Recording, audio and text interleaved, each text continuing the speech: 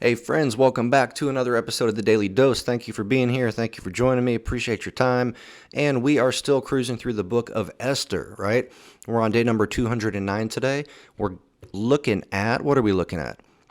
We've got Esther 6 through 10, and we also have Psalm 54. All right, so here's the situation. We are starting out with a segment on Mordecai being honored, right? And we're going to have a few, probably 4 or 5 bullet points to kind of go through after this section, a couple other sections. But so Mordecai gets honored, right? So where we left off, we find that during the night the king could not sleep, right?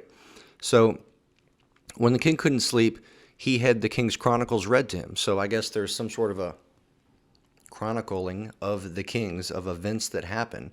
A scribe somewhere keeps track of, various things or things of importance, I guess, that happen in the course of the king's life. So while the chronicles were being read to him, we read that he finds out that Mordecai had saved his life. Okay, remember when two of the king's guys were trying to plot an assassination attempt? Mordecai found out. Mordecai told Esther. Esther told the king.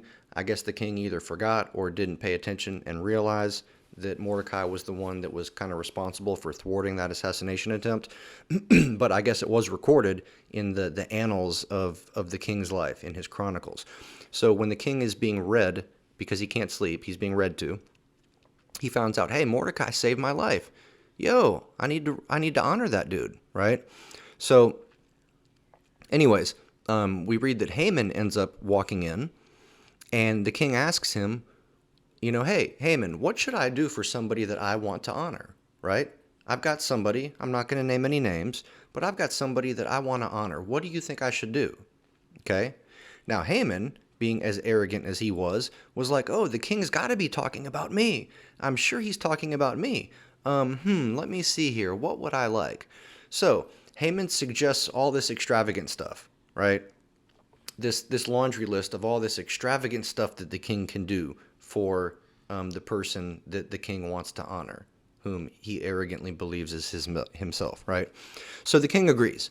The king says, all right, Haman, go do that for Mordecai.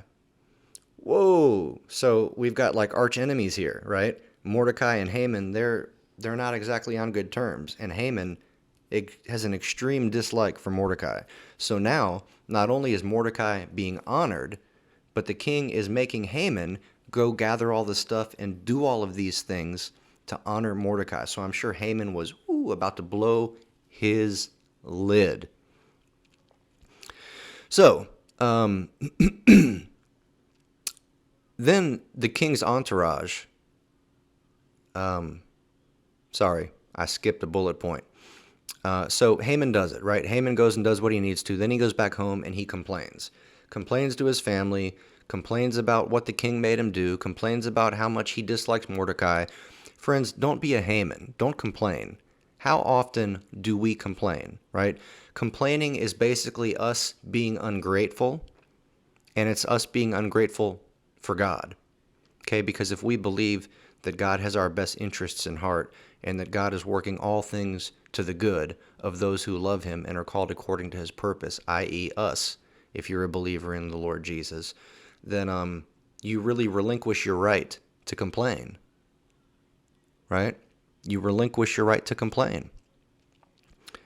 So let's not be Hamans. Let's not complain about everything. I've got an exercise for you, okay? For the next 24 hours, I want you to closely observe the words that come out of your mouth and your thoughts, okay?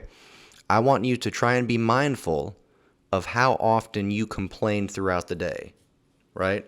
How often do you have a pity party? How often do you, quote unquote, whine about something?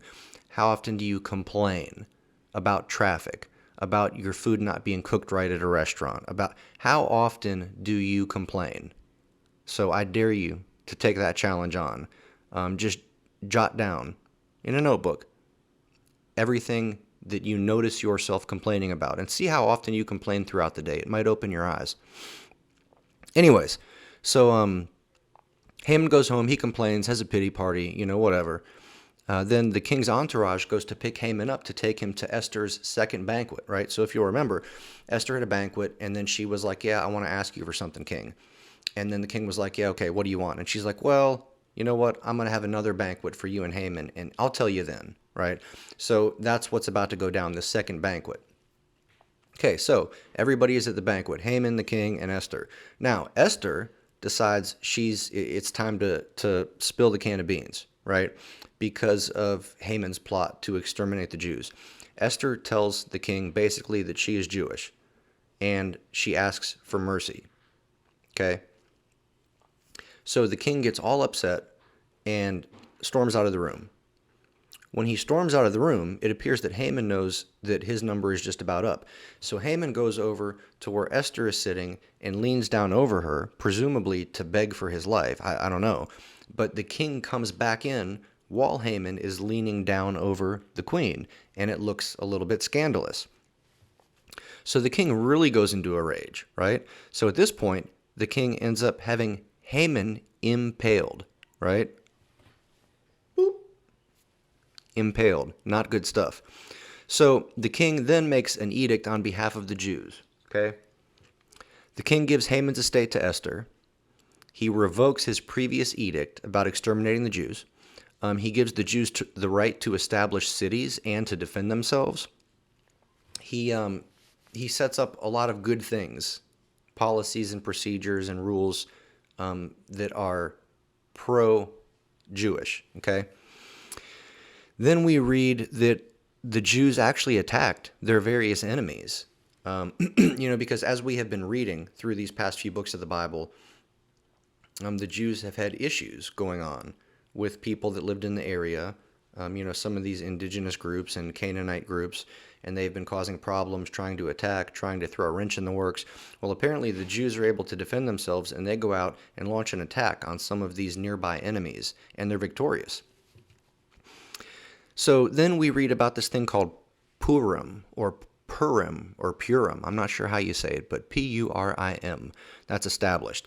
And so basically, Mordecai was kind of put in charge, right? And so Mordecai turns this celebration of the king overturning his edict and the victory that the Jews had in their battles, he turns this into an annual celebration called Purim, okay? The last little section that we get into is going to be...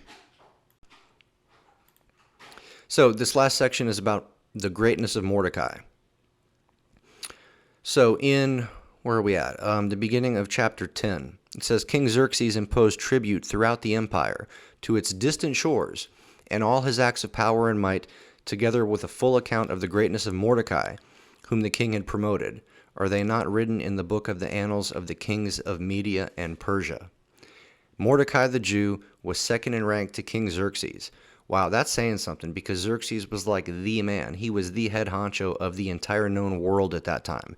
And Mordecai was like his right-hand man at this point. That's pretty incredible.